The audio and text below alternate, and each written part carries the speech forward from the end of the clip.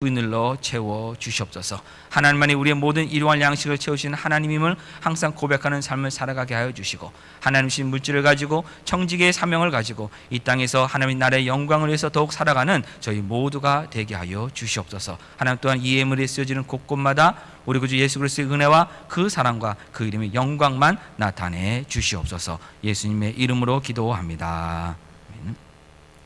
이제 우리 하나님 말씀 보겠습니다. 하나님 말씀은 누가복음 1장 67절부터 80절입니다. 누가복음 1장 67절부터 80절까지 말씀입니다.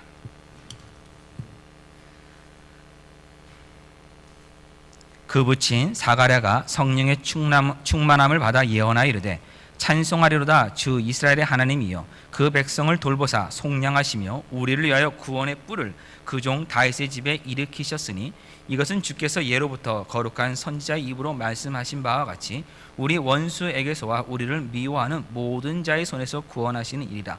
우리 주상을 긍휼히 여기시며 그 거룩한 언약을 기억하셨으니 곧 우리 주상 아브라함에게 하신 맹세라. 우리가 원수의 손에서 건지심을 받고 종신토록 주의 앞에서 성결과 의로 두려움이 없이 섬기게 하리라 하셨도다. 이 아이여, 내가 지극히 높으신 이의 선지자라 일컬음을 받고 주 앞에 앞서가서 그 길을 준비하여 주의 백성에게 그 죄 사함으로 말미암는 구원을 알게 하리니, 이는 우리 하나님의 긍휼로 인함이라. 이로써 돋는 해가 위로부터 우리에게 임하여 어둠과 죽음의 그늘에 앉은 자에게 비치고 우리 밭을 평강의 길로 인도하시리로다 하니라. 아이가 자라며 심령이 강화해지며 이스라엘에게 나타나는 날까지 빈들에 있으니라. 아멘. 오늘날 우리 현대의 우리 교회를 가장 시끄럽게 하고 있는 일 중에 하나가 뭔가 하면 예언 사역입니다. 예언의 문제가 굉장히 지금 많은 좋은 점도 있습니다만은 많은 또 부작용도 지금 일으키고 있습니다. 성경이 말하는 예언은 교회의 덕을 세우기 위하여 하나님이 주신 은사입니다. 교회는 예수 그리스도의 몸입니다. 다시 말하면 예수 그리스도의 몸을 세우기 위하여 예수 그리스도의 일을 하기 위하여 하나님께서 예언의 은사를 주시는 겁니다. 그래서 예언의 내용도 그 중심은 바로 예수 그리스도입니다. 그 예언을 통해서 어떤 개인의 앞날에 대한 것이 우선순위가 아니라 예수 그리스도를 증거하기 위해서 예언이 사용된다는 것을 우리가 놓치지 말아야 합니다. 또한 성경이 말하는 예언은 어떤 그 미래의 일보다는 그 예언자가, 선지자가 얘기하고 있는 그 같이 살고 있는 동시대 사람들에게 1차적으로 적용되는 것이 예언의 말씀입니다.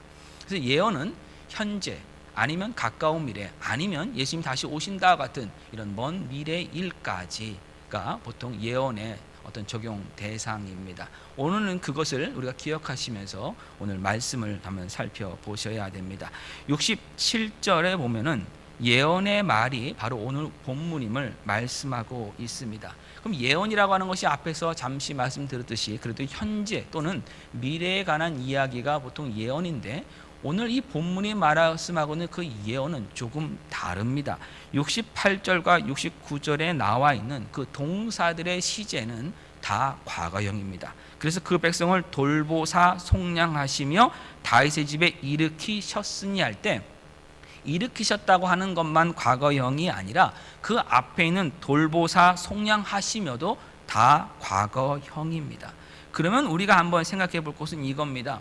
분명히 예언이라는 것이 미래나 가까운 현재 또는 지금의 현재를 의미하는 것인데 왜 과거의 것을 지금 말하고 있느냐, 왜 완료되었다라고 지금 이야기하고 있느냐 하는 것입니다. 더군다나 사가랴가 이 예언의 말을 했던 이 내용들, 지금 하나님께서 그 백성은 돌보셨고 속량하셨고 다윗의 집에 일으키셨다라고 하는 것은 예수 그리스도가 이 땅에 오실 것을, 태어나실 것을 말씀하고 있습니다. 지금은 사가랴의 집에 침례 요한이 태어난 것이지 예수님은 최소한 6개월 정도 지나야 태어나십니다. 이렇게 보자면 아직까지 지금 사가랴의 입을 통해서 주어지는 이 예언의 말씀은 과거형이 아닙니다. 이루어진 것이 아닙니다. 이미 발생한 것이 아니라 앞으로 일어날 것이고, 그 뒤에 있는 말씀도 예수님께서 우리의 죄값을 대신 속량하시기 위해서 십자가에서 죽으실 것이라는 그 말씀은 33년이 더 지나가서야 이루어질 일이고, 예수님이 오시는 영원한 왕으로 통치하신다는 그 의미는 예수님이 다시 오셔야 되만, 재림하셔야지만 이루어질 일입니다. 아직까지 다 일어난 일도 아니고 시작도 안 한 일인데, 이 역사 속에서는 근데 사가랴는 그것에서 예언할 때, 성령의 충만함을 받아서 예언할 때 과거형을 사용하고 있다는 것입니다. 이것을 신학자들은 예언적 과거라고 이렇게 얘기를 합니다. 혹은 예언적 완료라고 얘기합니다. 예언적 과거, 예언적 완료라는 것은 무슨 말이냐면, 하나님께서 하나님의 목적과 하나님의 뜻을 가지시고 어떤 일을 시작하셨으면 하나님이 반드시 끝내신다는 것을 표현하는 것이 바로 이 예언적 과거입니다. 그래서 하나님께서 뭔가를 시작하셨다면 그것이 지금 다 이루어지지 않았다고 해도 하나님은 그 말씀하신 것을 반드시 다 이루시기 때문에 이루어졌다라고 선포를 하는 것입니다. 그것이 바로 이 예언적 과거의 뜻입니다. 사가랴가 지금 그걸 고백하고 있는 것입니다. 아직은 아무 일도 일어나지 않았습니다. 아직은 예수님이 오시질 않았습니다. 태어나시지 않았습니다. 예수님이 하실 그 일들은 당연히 그래서 지금 시작도 하지 않았음에도 불구하고 하나님께서 예수 그리스도를 보내시기로 하는 그 시작은 이미 되었다는 것입니다. 그것의 그 증거가 바로 무엇인가 하면, 바로 침례 요한이 태어난 그 사건이 바로 하나님께서 예수 그리스도를 이 땅에 보내신다고 하는 하나님의 뜻이 이제는 시작됐다는 것을 온전하게 보여주는 증거이기 때문에, 침례 요한의 탄생과 함께 사가랴에서 나온 그 예언이 예수님이 오셔서 하는 그 모든 일에 대해서 지금 이미 완료되었다라고, 과거형으로 하는 뜻이 이루어졌다라고 지금 말씀하여 주고 있는 것입니다. 그러면 사가랴가 어떻게 아직까지 다 일어나지도 않은, 자기 눈으로 시작된 것을 본 것이 아닌데, 예수님 직접 만난 것도 아닌데 어떻게 이런 예언을 할 수 있었느냐 하는 것입니다. 그것은 지난 9개월간 사가랴가 하나님의 말씀과 하나님의 말씀을 하나님 하신 것을 하나님이 어떻게 이루시는가를 그가 직접 몸소 확인했기 때문입니다. 9개월 전에 하나님께서는 성소에서 분향하고 있는 사가랴에게 천사 가브리엘을 보내셔서 아들을 낳을 것이고, 그 아들의 이름은 요한이라 일컬음 받을 것이고, 그가 예수 그리스도가 오실 길을 예비할 거라고, 엘리야의 심령을 가지고 일할 거라고 하나님이 미리 말씀하여 주셨습니다. 그때 사가랴에게 주셨던 그 말은 모두가 미래형입니다. 네가 아들을 낳을 것이다. 그 이름을 요한이라 일컬음 받을 것이다. 그가 와서 예수님의 길을 다 예비할 것이다. 이런 길들이, 모든 것들이 다 미래형으로 다 이야기를 했습니다. 근데 그 미래 예언이 언제 이루어진 겁니까? 이 9개월 동안에 이루어진 겁니다. 그 9개월 동안에 정말 자기네 아내인 엘리사벳이 임신하게 된 것이고, 그 9개월 끝난 다음에 지금 요한이 태어난 것입니다. 이 사실을 알지 못하고 믿지 못하고 의심하는 사가랴에게 가브리엘이 얘기합니다. 네가 말을 못할 것이고 이제 때가 되면 네가 말을 할 수 있게 될 것이다. 이 모든 것들도 다 미래형입니다. 그 사건의 그 이야기처럼 이루어진 것이 무엇이냐면, 정말로 말을 9개월 동안 하지 못했습니다. 이 모든 것들이 지금 하나님이 말씀하신 대로 미래로 다 이야기해 줬지만, 사가랴의 삶에서는 다 현재로 이루어졌기 때문에, 하나님 하신 모든 다 이루어졌기 때문에 사가랴는 지금 이 예언적 과거를 통해서 예수 그리스도의 오심에 대해서 말씀하고 있는 것입니다. 사가랴가 9개월 동안에 말을 하지 못했다는 것은 또 다른 의미로는 뭐냐면 듣지도 못했다는 것입니다. 그러니까 이 헬라어 말에서 말을 하지 못한다고 한 사람, 우리 보통 벙어리라고 얘기하는 사람과 기먹으려는 그 단어가 사실 같은 단어입니다. 듣지도 못하고 말을도 하지 못한 것이 사가랴가 9개월 동안 했던 일입니다. 성경에 그것에 대한 흔적이 남아 있습니다. 62절 보시기 바랍니다. 그의 아버지께 몸짓하여 무엇으로 이름을 지으려 하는가 물으니 했습니다. 몸짓을 했다는 것은 오늘날로 말하면 어떤 수화를 사용했다는 그런 것과 같은 것입니다. 근데 이 말은 뭐냐면 듣지도 못했다는 것이죠. 사가랴가 듣기만 할 수 있었어도 몸짓을 할 필요는 없습니다. 사가랴여, 아들의 이름을 정말 요한이라고 해야 합니까? 당신 집안에서는 한 번도 요한이라 한 적이 없지 않습니까? 정말 요한이라고 엘리사벳 말처럼 해야 됩니까? 라고 물으면 네, 고개만 끄덕이면 되는 겁니다. 아니면 아니라고 얘기하면 되는 것입니다. 다른 이름하면 다 적어본 다음에 어떤 이름이 좋은지 한번 얘기해 달라고 고개만 끄덕이세요. 하나하나 보면서 지적하면 고기만 끄떡이면 되는 것입니다. 그러나 그 일을 할 수 없었습니다. 아예 듣지도 못했다는 것입니다. 이제 여러분 좀 상상력을 잠깐 동원해 보십시오. 어릴 때부터 또는 태어나면서부터 말을 못하게 되었다면, 잘 못하게 된다면, 듣지도 못한다면 수화를 가리킬 것입니다. 그리고 또한 사람들의 입술을, 움직임을 읽는 훈련을 시킬 것입니다. 사람의 입이 움직이는 걸 보면서는 그 뭘 말하는지를 아마 알 수 있도록 하는 훈련들을 시켜서 그 아이가 이 세상을 살아가는 데 있어서 그래도 큰 불편함 없이 가라고 도와줄 것입니다. 그래서 어렸을 때부터 그런 훈련된 사람들은 다른 사람하고 의사소통하는데 좀 뭐 완벽하진 않지만 그래도 어느 정도 다 할 수가 있습니다. 그러나 사가랴는 나이가 많았습니다. 어느 정도 많았냐고 하면은 자식을 낳을 수 없는 나이까지 갔다고 했습니다. 굉장히 나이가 많은데 그 시기에 갑자기 말을 못하게 됐고 듣지 못하게 됐습니다. 그러면 얼마나 그가 불편했을까요? 얼마나 답답했겠습니까? 요즘은 종이가 흔한 시대고 요즘은요 사람들 간에도 이 대화, 전화로 대화하는 것보다 문자 보내는 걸 더 좋아하는 시대가 된 것 같습니다.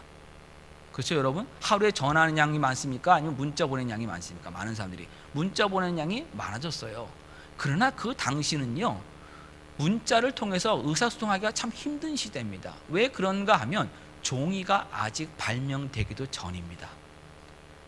역사의 기록에 의하면 종이는 주후 100년이 넘어서서 중국에서 최초로 발명되었다고 얘기합니다. 예수님 오시고 나서 100년이 더 지난 다음에야 중국에서 비로소 발명된 게 종이입니다. 그리고 그 종이는 매우 비쌌습니다. 그런데 지금 그 100년 전에 팔레스타인에 있는 그곳에 종이가 있었겠습니까? 없습니다. 그럼 당시에는 뭐로 했느냐? 양피지라는 곳, 다시 말하면 양의 가죽을요 약간 처리를 해서 그곳에 글씨를 썼습니다. 굉장히 귀했습니다. 일반인들이 그걸 가지고 서로 의사통하는 것은 굉장히 어려운 일입니다. 그래서 그 당시에 그 지역에서는 뭘 많이 사용했냐면 점토판 같은 걸 많이 사용했습니다. 점토판에다가 글씨를 쓰는 것이에요. 근데 그것도 마찬가지예요. 잠깐 쓰는 건 괜찮지만 계속 이야기하는 것은 너무나도 힘든 일입니다. 말이 안 통합니다. 한 번도 그 말을 몸짓을 표현한 것을 배운 적도 없는 사람입니다. 9개월 동안 자기 평생을 살아왔는데 뭐 70년이라 생각해 봅시다. 70년 동안 말을 잘하며 살았는데 갑자기 말을 못하게 되었을 때 너무 답답한 가운데 있습니다. 다른 사람 의사소통이 되질 않습니다. 처음에는 무슨 일이 있었냐고 얘기하는 그것도 힘든 것이에요. 내가 지금 성수에 가서 어떤 일이 있었을 때 얘기하는 것도 너무 힘든 시기가 되었습니다. 이제 어떤 일이 벌어지겠습니까? 사람들과의 대화가 점점 끊어질 수밖에 없습니다. 말하려고 하는 사람도 힘든 것이고요, 들어주려는 사람도 힘든 것이에요. 서로 간의 의사소통이 잘 되질 않게 됩니다. 서로 힘들게 되니 결국 이어진 것은 무엇이었겠습니까? 고독의 시기로 들어갈 수밖에 없습니다. 침묵의 시기로 들어갈 수밖에 없습니다. 그러면 이 침묵과 고독의 시기에 무엇을 할 수 있겠습니까?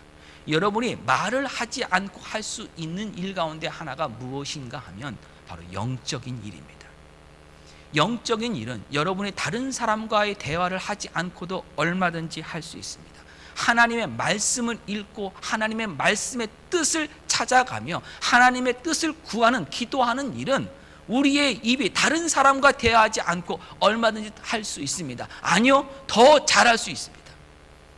우리가 다른 사람하고 이야기하는 것이 편하고 다른 사람과 말하는 것이 너무나도 즐겁고 기뻐서 거기에 전념을 기울이다 보면은 하나님 말씀 가운데 들어가기가 쉽지 않습니다. 하나님 말씀 찾아갈 시간도 부족할 정도로 다른 사람하고 얘기하는데 우리의 시간을 다 사용할 수도 있습니다. 오히려 고독과 침묵의 시기는 하나님과의 만남이 더 깊어질 수 있는 시기입니다. 하나님으로 더 가까이 나갈 수 있는 시기입니다. 사가랴는 어떠한 사람이냐면 1장 6절을 보면 하나님 앞에 의인이었다라고 얘기합니다. 믿음으로 의롭게 된다고 얘기를 했습니다. 하나님과 관계가 믿음의 관계로 그래도 묶인 사람입니다. 또한 주의 모든 계명과 규례대로 흠이 없이 행하는 사람이라고 성경이 지금 평가하고 있습니다. 마음까지 정결하고 마음까지 거룩하다는 그런 의미가 아니라 그냥 명령대로 율법대로 겉으로의 모습만큼은 그래도 살아간 사람입니다. 이것도 굉장히 사실은 힘든 것입니다. 어떻게 보자면 그러면 이 사람은 한마디로 말해서 그래도 신앙생활을 잘 하고 있는 사람입니다. 그런데 자기 평생에 단 한 번 예상치도 못했던 일이 갑자기 발생했습니다. 성소에 들어가서 분향만 하고 나오면 되는 일인데, 그것도 자기 평생에 단 한 번만 있을 수밖에 없는, 어찌 보면 굉장히 귀한 기회이기 때문에 흥분한 가운데 조심하며 들어갔는데 갑자기 천사 가브리엘이 나타나서 이야기를 했으니 그 말을 어떻게 믿을 수가 있었겠습니까? 마음속에 의심을 하게 됩니다. 그것을 표현하게 됩니다. 그 결과로 말을 할 수 없게 되었습니다. 이 9개월 동안 사가랴가 그러면 어떤 생각을 했을까요? 그 마음속에서 내가 왜 그때 그 천사에게 그런 말을 해갖고 이렇게 입이 혹시 막히게 된 거 아닌가? 내가 그때 그 말만 하지 않았어도 다 괜찮은 것이 아니겠는가? 이런 후회도 아마 했을 것입니다. 이런 후회 속에서 혼자 계속해서 있는 이 고독의 시간 속에서 결국은 계속 하나님의 뜻을 찾아가게 됩니다. 그러다 시간이 흘러서 자기의 아내 엘리사벳이 임신한 지 6개월이 되었을 때 엘리사벳의 친척인 마리아라고 하는 한 소녀가 찾아옵니다. 그의 이야기를 통해서 이제 그가 알게 된 것은 무엇이냐면 천사 가브리엘이 바로 이 마리아에게도 나타나서 메시아를 보낼 거라는 것을 말씀했다는 것을 그가 알게 됩니다. 그 마리아가 그곳에 온 것도 천사 가브리엘이 내 친족인 엘리사벳이 임신한 지 6개월이 되었고 그것이 하나님이 앞으로 하실 일의 증거라는 것을 말씀해 줬기 때문에 그 말에 순종해서 그가 온 것이라는 것을 알게 됩니다. 그럼 사가랴는요, 마리아와 3개월 동안 같이 엘리사벳과 함께 있으면서, 마리아 3개월 동안 있으면서 무엇을 이제는 확인하겠습니까? 하나님께서 천사 가브리엘을 통해서 말해주신 그 말씀도 마리아에게 지금 이루어지고 있는, 마리아가 지금 임신한 것까지 가고 있다는 것을 그가 확인하게 됩니다. 사가랴가 이 침묵과 고독의 시기 가운데 하나님께서 일하고 계시고 하나님께서 말씀하신 것은 하나님이 다 지키고 계시고 시행하고 계심을 확인하는 것입니다. 그래서 이 하나님이 미리 말씀하셨던 그 말씀이 이루어진 산 증거로, 확실한 증거로 아들 요한이 태어난 것입니다. 그리고 요한이라고 이름을 짓자마자 그의 입이 열리고 혀가 풀리고 말을 할 수 있게 됩니다. 그리고 그가 말을 할 수 있게 되었을 때 첫 마디가 여러분 무엇이겠습니까? 내가 이제 말을 할 수 있게 되었다? 내 아들아 한번 보자? 아닙니다. 하나님을 찬송했다라고 성경이 기록하고 있습니다. 64절입니다. 이에 그 입이 곧 열리고 혀가 풀리며 말을 하여 하나님을 찬송하니. 하나님을 찬송하는 것은 입이 열린 사람, 혀가 풀리게 된 사람, 하나님께서 그 입을 열어준 사람이 이렇게 지금 하나님을 찬송할 수 있는 것입니다. 또한 사가랴의 마음속에 있는 모든 생각이 하나님을 향해 나아가고 있었기 때문에 그가 입을 열리게 되었을 때, 그 입이 열리자마자 처음 나온 것이 하나님을 찬양하는 것입니다. 여러분 한번 생각해 보세요. 우리 마음속에 가득한 것이 말로 나오는 것입니다. 우리가 어떤 데 만약에 정말 문을 열었습니다. 문을 열었을 때 갑자기 뭐가 탁 나옵니다. 그 나온다는 게 뭐겠습니까? 문 앞에 있다는 거예요. 가장 가깝게 있다는 것입니다. 가득하다는 것입니다. 사가랴의 마음에 뭐가 가득한 겁니까? 하나님을 향한 찬양이 가득한 겁니다. 하나님이 일하심에 대해서, 하나님의 그 약속 일하심에 대한 그 고백이 지금 가득한 것입니다. 그래서 사가랴가 지금 하나님을 찬송하고 찬양하고 나오게 됩니다. 그래서 여러분, 어떤 이유든지 우리가 신앙생활을 하면서 또는 살아가면서 원하던 원하지 않던 간에 침묵과 고독의 시기로 갈 때가 있습니다. 누군가에게 아픔을 겪을 수도 있고 힘들 수도 있습니다. 그래서 때로는 아무도 나에게 도움이 되지 않는, 그래서 결국은 혼자만이 있다고 하는 그 생각을 할 때가 있습니다. 여러분, 그때 우리가 할 수 있는 일이 있고 해야 하는 것이 있습니다. 그리고 우리만이 할 수 있는 것이 있습니다. 무엇입니까? 하나님을 더 알아가는 겁니다. 영적인 것을 더 하는 겁니다. 하나님께 더 부르짖을 수 있고 하나님 말씀 가운데 더 나아갈 수 있습니다. 그래서 이제는 조금 긍정적으로 생각해 보십시오. 어떻게 생각하냐면, 혹시라도 누군가 때문에 내가 어떤 인간적 관계가 끊어지게 되거나 또 힘든 일이 생기면은 이제는 역으로 생각하십시오. 하나님께서 하나님을 더 알아갈 수 있는 기회를 나에게 주셨노라고, 그 기회를 나에게 허락하셨노라고 여러분 생각하시면서 하나님께 더 가까이 나아가십시오. 좌절하지 마시고 낭망하지 마시고 왜 나한테 이런 일이 있냐라고 계속 원망하지 마시고 하나님께로 가까이 가십시오. 내가 너무 이 세상 것에 즐거워하고 세상 친구를 너무 좋아하다 보니 하나님 말씀을 보지도 않았고 읽지도 않았고 하나님 말씀에 나가지도 않았고 하나님께 기도도 하지 않았을 정도로 세상에 바쁘다 보니 하나님이 오죽했으면 그걸 다 끊어주셨겠냐라고 이렇게 생각하시면서 하나님께 더 나아오시길 바랍니다. 그럴 때 영적인 깊이 가운데 들어가는 것이고, 그럴 때 하나님을 향한 진정한 찬양의 고백이 나올 수 있는 것입니다. 이제 사가랴 예언을 좀 더 자세히 살펴보겠습니다. 67절 보시겠습니다. 그 붙인 사가랴가 라고 얘기합니다. 아들이 태어났습니다. 아들이 태어났습니다. 사가랴의 원래 직분은 제사장입니다. 제사장 사가랴가 예언하여 이르기를 했으면은 그냥 일반적인 예언이 있을 수도 있습니다. 그러나 분명히 그 붙인 사가랴가 얘기했다면 아들에 대한, 바로 이 요한에 대한 예언의 말이 나와야 될 것입니다. 그런데 67절 이하의 79절까지의 말씀의 가장 중심은 누구냐면 예수 그리스도입니다. 아들에 대한 예언은 76절과 77절밖에 없습니다. 그것도 76절과 77절도 예수 그리스도가 어떤 일을 하실 것을 미리 보여주는 자 정도로 멈추는 것이지, 초점이 아들에게 있는 것이 아니라 다 예수 그리스도에게만 집중하고 있습니다. 성령의 충만을 받아서 한 예언이 누굴 나타낸다고 여러분? 예수 그리스도를 나타냅니다. 우리 한 장만 앞으로 넘기셔서 누가복음 1장 41절 보시기 바랍니다. 엘리사벳이 마리아가 문안함을 들으며 아이가 복중에 뛰노는지라 엘리사벳 성령의 충만을 받아 큰 소리로 불러 이르되 여자 중에 내가 복이 있으며 내 태중에 아이도 복이 있도다. 내 주의 어머니가 내게 나아오니 이 어찌 된 일인가. 예수 그리스도, 오실 예수 그리스도가 나의 주님이시다. 예수 그리스도를 증거하는데 바로 성령의 충만함을 받아서 지금 이 예언을 하고 있는 것입니다. 그 예언은 결국 예수 그리스도를 증거함으로 나타나는 것입니다. 우리 뒤로 가겠습니다. 누가복음 2장 25절입니다. 예루살렘에 시므온이라는 사람이 있으니 이 사람은 의롭고 경건하여 이스라엘의 위로를 기다리는 자라. 성령이 그 위에 계시더라. 그가 주의 그리스도를 보기 전에는 죽지 아니하려 하는 성령의 지시를 받았더니 성령의 감동으로 성전에 들어가매 마침 부모가 율법의 관례대로 행하고자 하여 그 아기 예수를 데리고 오는지라. 시므온이 아기를 안고 하나님을 찬송하여 이르되 주제여 이제는 말씀하신 대로 종을 평안히 놓아주시는도다. 내 눈이 주의 구원을 보았사오니 이는 만민 앞에 예비하신 것이요 이방을 비추는 빛이요 주의 백성 이스라엘의 영광이니이다 하니. 성령 충만한, 성에 감동하시 받은 시므온이 한 일이 무엇입니까? 예수 그리스도입니다. 아기 예수를 잡고 하나님께서 구원을 이루셨다고 하는 그 고백을 합니다. 내가 주의 구원을 보았도다. 이것도 여러분 과거형입니다.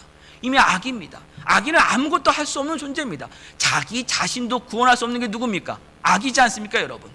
그런데 지금 아기 예수를 보고 뭐라 얘기합니까? 주의 구원을 보았도다. 하나님께서 우리를 죄에서 구원하시기 위해서 예수님을 보내셔서 십자가에 죽기까지 사랑하시는 그 사랑이 이미 시작되었고, 하나님이 시작하신 것은 하나님이 다 이루시고 다 완료하심을 고백하는 것이 바로 이 안에 있는 것입니다. 그러면 이제 우리가 여기서 또 한 가지 결론을 얻을 수가 있습니다. 성령 충만함은 무엇입니까? 성령 충만한 가운데 하는 예언은 무엇입니까? 예수 그리스도만이 구주이심을 증거하는 것입니다. 예수 그리스도를 증거하는 것이에요. 예수 그리스도를 높이는 것입니다. 그것이 성령의 사람입니다. 그 성령님이 하시는 또한 일입니다. 성령 충만한 가운데, 그래서 사가랴는 계속 예수 그리스도를 이야기를 합니다. 68절 보시겠습니다. 찬송하리로다 주 이스라엘 하나님이여 그 백성을 돌보사 속량하시며 라고 합니다. 하나님을 찬송하며 나갑니다. 근데 그 찬송의 내용이 뭐냐면 하나님께서 돌보셨다는 겁니다. 이 돌보셨다는 것은 우리가 창세기 50장 맨 마지막 시간에 이야기를 한번 드렸습니다. 요셉이 이스라엘 백성들에게 하나님께서 너희를 돌봐주셔서 너희를 이 애굽에서 인도하여 약속하신 땅에 너희를 인도하실 것이다 라고 말씀합니다. 그때 이 돌보시는 단어가 바로 여기 나오는 이 돌보신과 뜻이 같습니다. 그리고 출애굽기 3장 16절과 출애굽기 4장 31절에 하나님께서 애굽에 있는 이스라엘 사람들을 돌보셔서 모세를 보내시고 그들을 구원하신다라고 지금 말씀하고 있습니다. 하나님의 이 돌보심이라는 건 무엇이냐면, 다른 말로 하면은 하나님께서 방문하시다, 하나님께서 찾아오신다는 거예요. 그냥 살펴보신다는 것이 아니라 직접 오시는 것, 직접 찾아오시는 것을 돌보신다라고 이렇게 말씀하고 있습니다. 그럼 애굽에 있을 때 이스라엘의 상태는 어떤 상태였습니까? 애굽의 종이었습니다. 애굽의 노예였습니다. 아무런 소망이 없는 그 상태였습니다. 스스로 그 노예됨을, 종됨을 벗을 수가 없었습니다. 하나님께서 아브라함과 이삭과 야곱에 주셨던 그 약속의 말씀을 기억하시고 그들에게 찾아오셔서 그들을 구원하여 주셨습니다. 마찬가지입니다. 저와 여러분은 어떤 상태에 있었습니까? 저와 여러분이 예수 그리스도를 알기 전에 어떤 상태에 있었습니까? 종의 상태입니다. 누구의 종이었습니까? 죄의 종이었습니다. 원수마귀 아래에 있던 자들이었습니다. 우리는 죄사함이 필요한 자들이었습니다.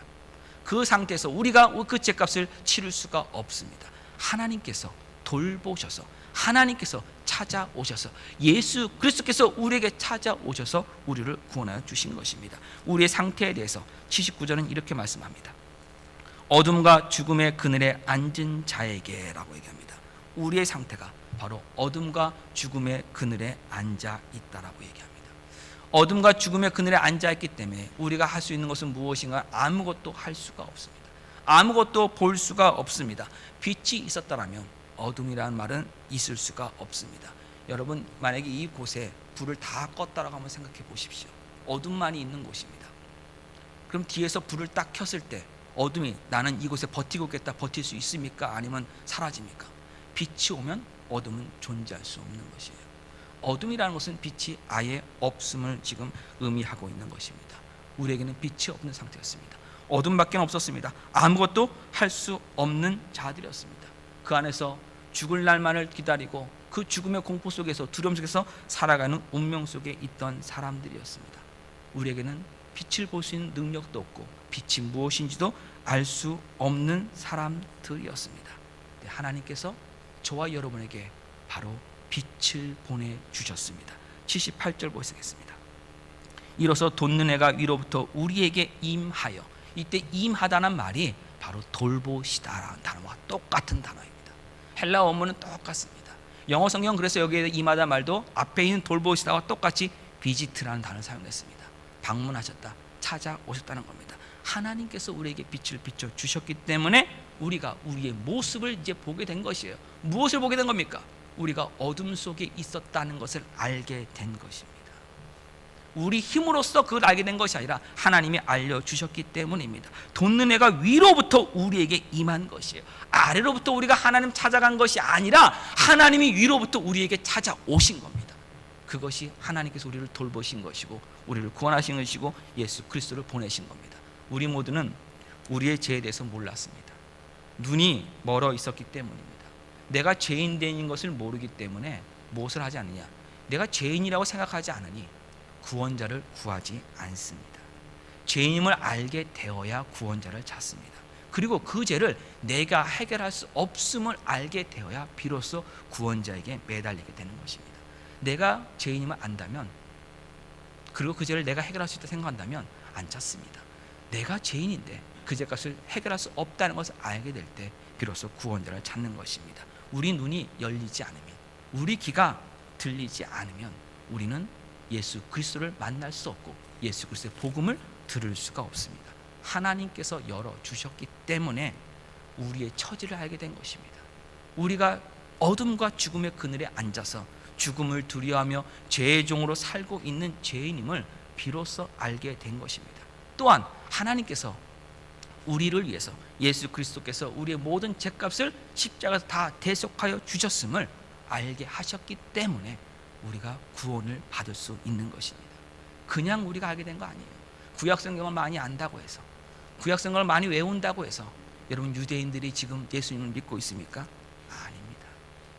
그들이 왜 우리보다 어떻게 보면 히브리어 정통한 사람들입니다. 암송한 사람도 굉장히 많이 있습니다. 근데 왜 예수 그리스도를 만나지 못합니까? 성경은 그 이유를 이렇게 얘기합니다. 고린도 후서입니다.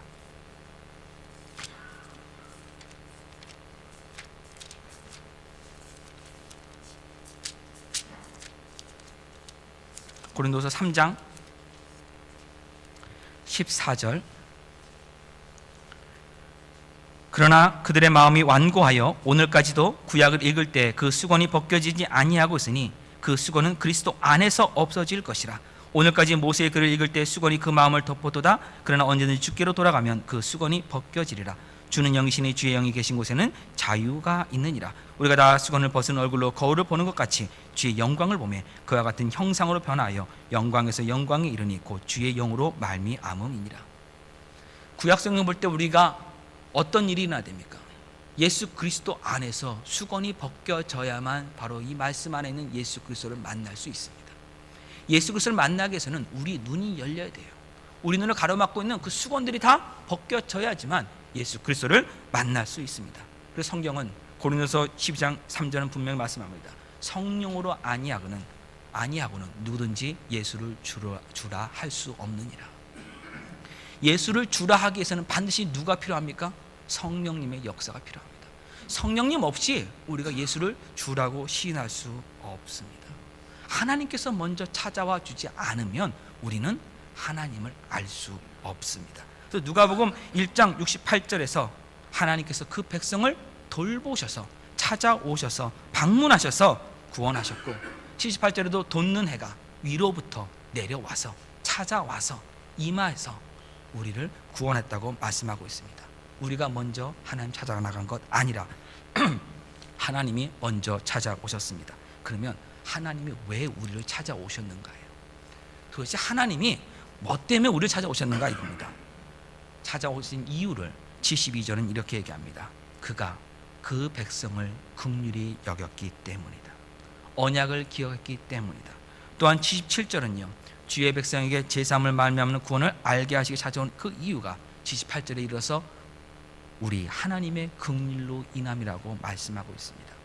우리말 성경에는 둘 다 72절과 78절이 긍휼함인데 헬라어 원문의 단어는 조금 다릅니다. 그 78절에는 단어가 좀 더 강합니다. 그래서 영어 성경에는 그 앞에 있는 72절과 78절의 긍휼하심을 mercy라고 하는 자비하는 단어를 썼는데 78절에는 하나 더 붙였습니다. 텐더.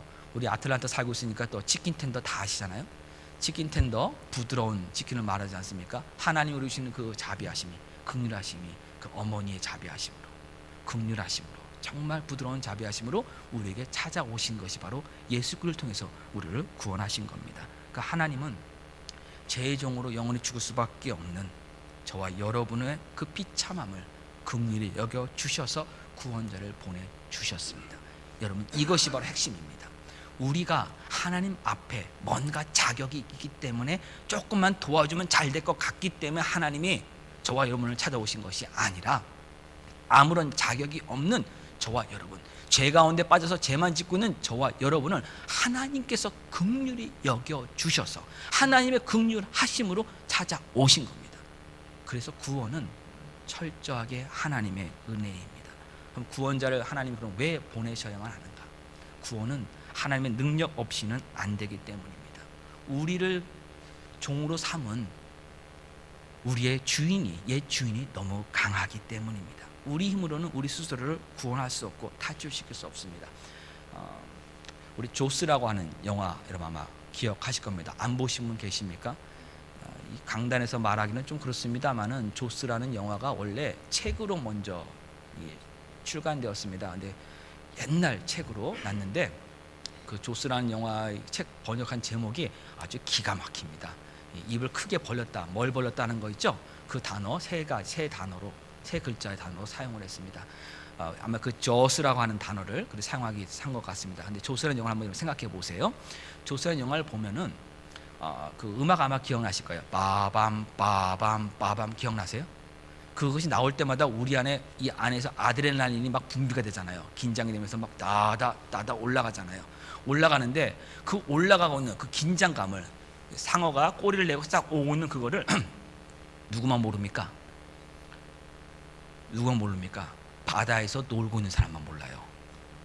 바다 안에서 수영하거나 바다 안에서 서핑하는 사람들은 모르고 누구는 알아요. 저와 여러분은 알죠.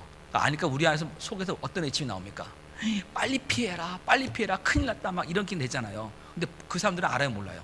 영화 속 사람들은 모르죠. 뭐 하고 있습니까? 열심히 놀고 있습니다.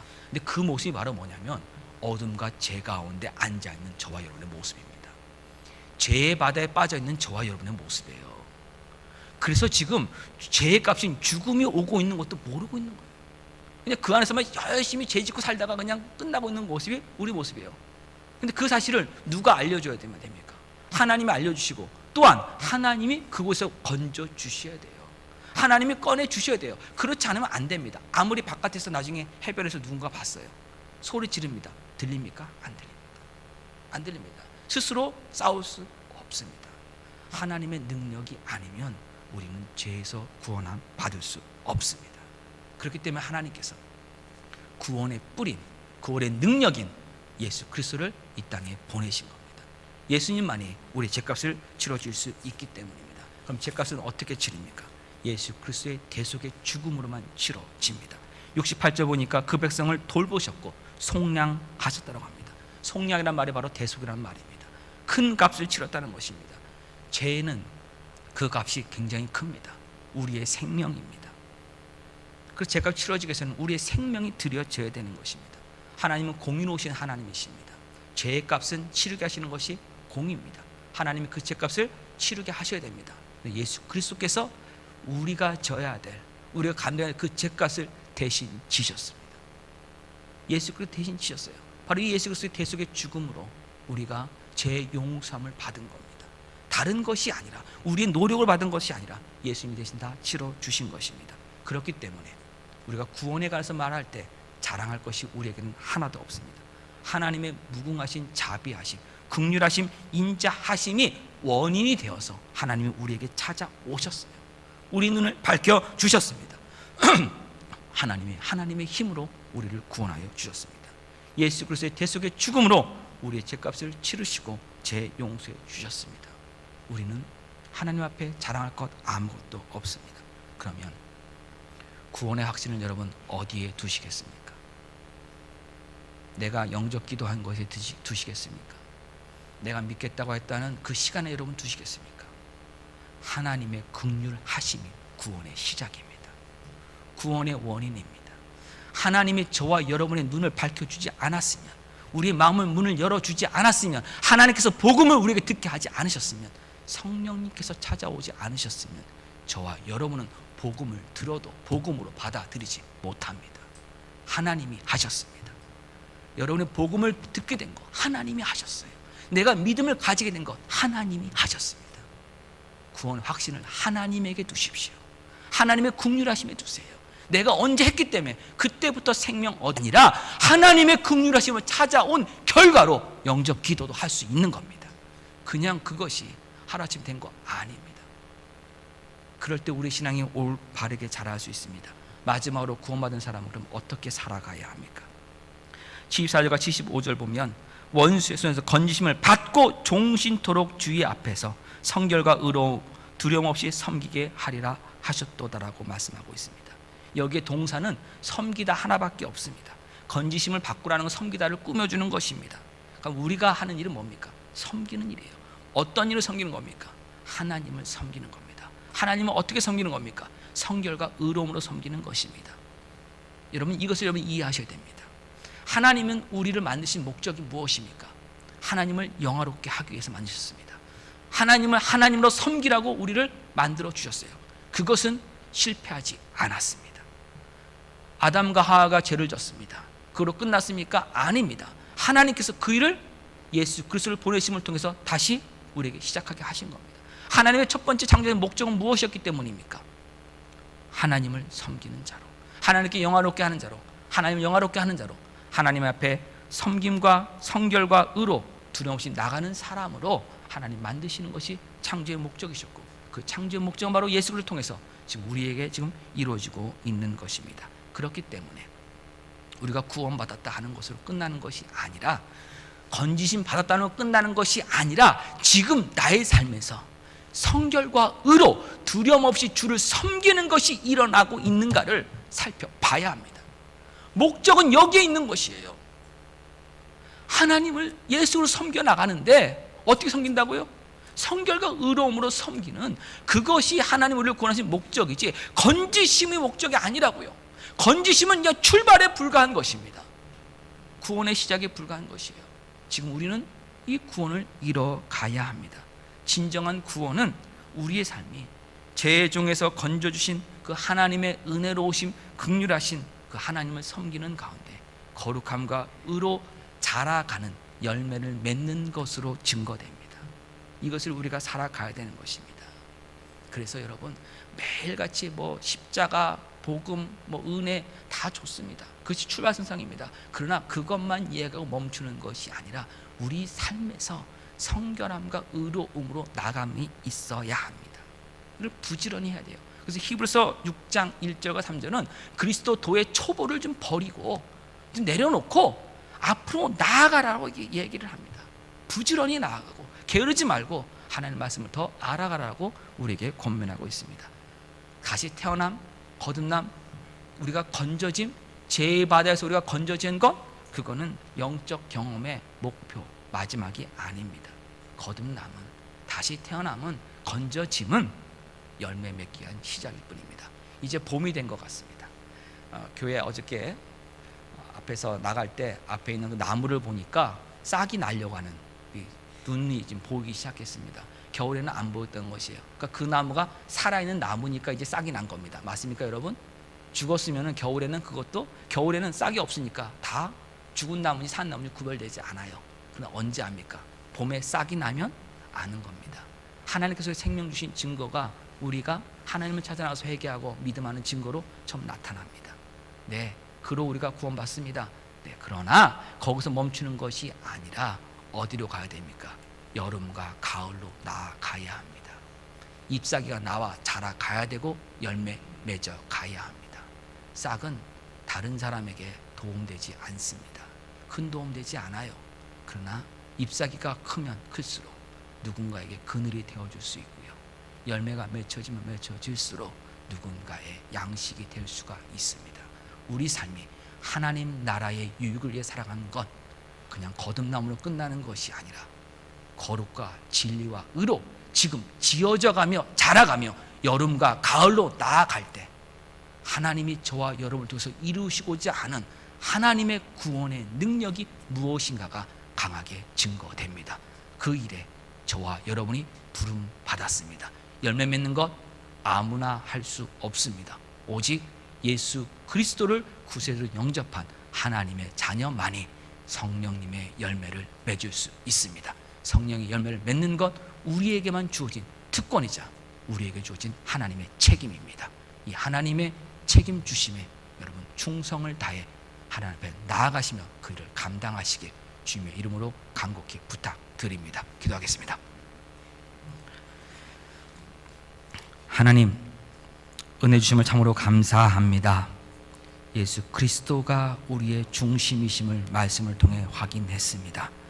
하나님, 하나님께서 우리를 구원하심이, 우리를 건져주심이 그거로 끝나는 것이 아니라, 봄만 즐기라고 우리에게 건져주신 것이 아니라 여름과 가을로 나아가며 열매를 맺어가라고, 성령님이 누구신지를 증거하며 예수 그리스도를 증거하라고 우리에게 주신 그 기회의 힘을 잊지 않고 우리에게 주어진 삶의 현장에서, 그리고 지금 이 시간 하나님께 마땅히 드려야 하는 거룩한 삶, 의로 지어져가는 삶을 하나님께 영적 예배로 드리게 하여 주셔서 저희들의 삶을 통해서 이 땅에 하나님 나라가 임하였고 세워지고 있음이 증거되게 하여 주시옵소서. 예수님의 이름으로 기도합니다. 아멘. 우리 이 시간에는 다 같이 일어나셔서 나의 힘이 되신 여호와여 함께 찬양하시겠습니다.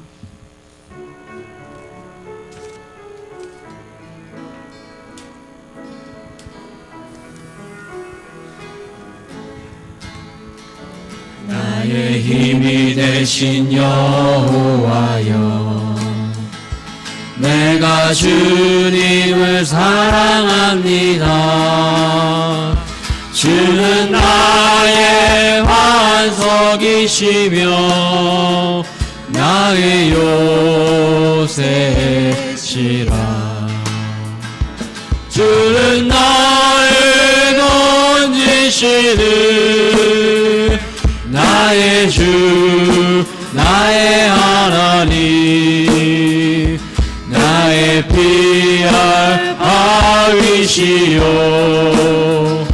나의 방편이라. 나의 하나님, 나의 하나님, 구원의 뿌리시요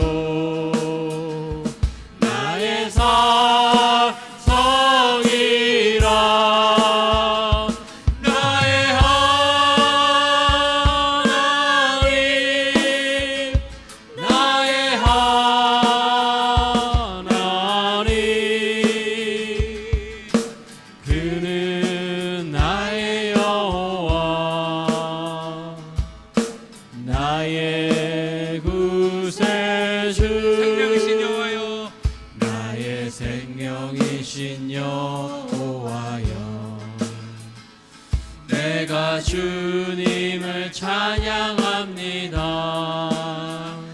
주는 나의 사랑이시며 나의 의지이시라. 주는 나를 이끄시어 주의 길 인도하시며 나의 생의 목자 되시니 내가 따름이라. 나의 하나님, 나의 하나님,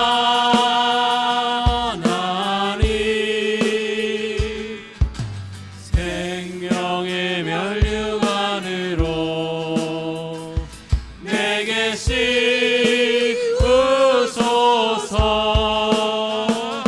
나의 하나님,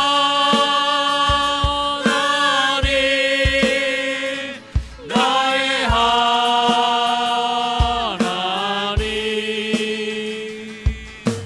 그는 나의 여호와, 나의 구세주. 나의 하나님, 나의 하나님, 나의 하나님,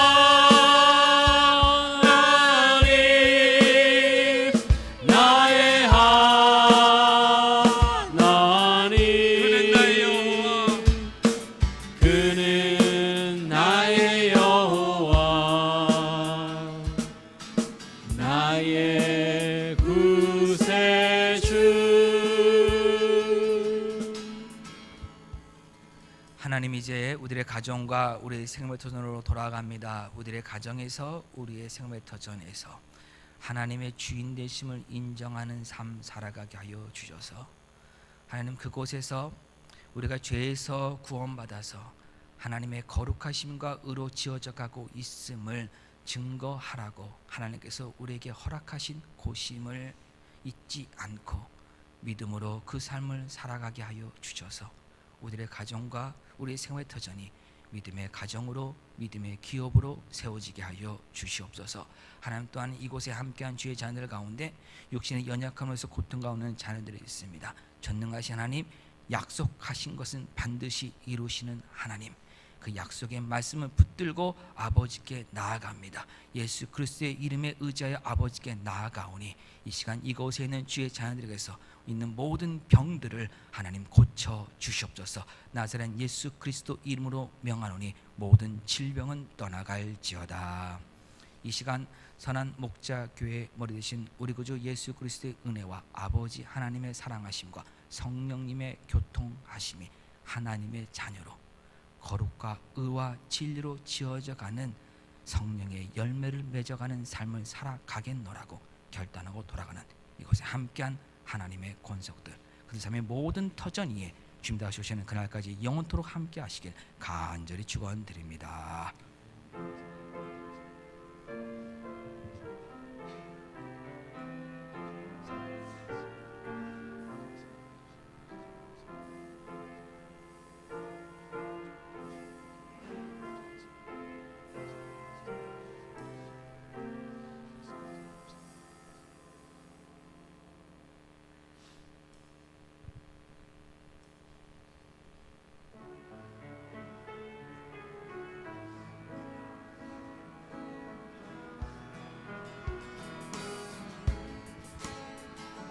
나의 힘이 되신 여호와여,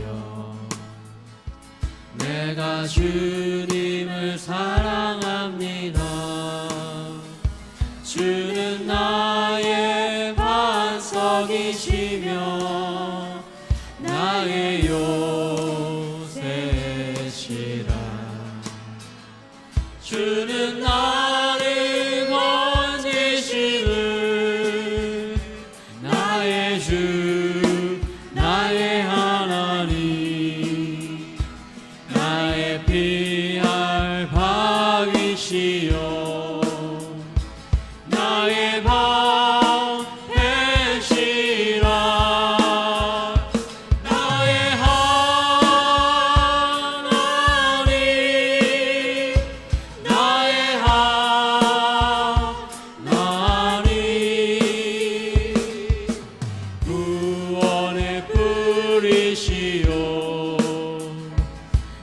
나의 산성이라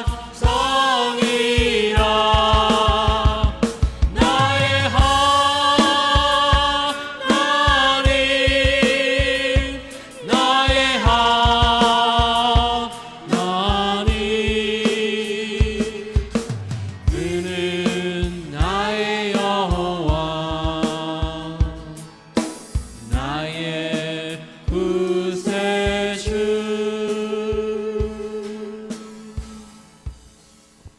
수고하셨습니다.